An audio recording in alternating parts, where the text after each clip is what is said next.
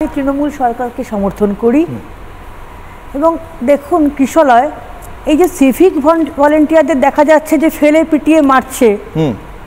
আমি যদি কোনো একটা পোস্টে থাকতাম বা আমার হাতে যদি ক্ষমতা থাকতো না, আমি বলতাম যে এদের সঙ্গে সঙ্গে ধরে পেটানো উচিত। মমতা বন্দ্যোপাধ্যায় বলছেন আপনি থাকলে বলতেন, আপনি যদি মমতা বন্দ্যোপাধ্যায়ের জায়গায় থাকতেন খুব ভালো হতো। তাহলে সেটা নিশ্চয়ই আপনাকে বলেনি কানে কানে, কারণ হচ্ছে না তো। সিভিক ভলেন্টিয়ারদের ইতিহাস রয়েছে পিটিয়ে মারার, মানে ফেলে ফেলে পেটানোর। আমি সেই ইতিহাস দিতে পারি, আমার কাছে লিস্ট রয়েছে।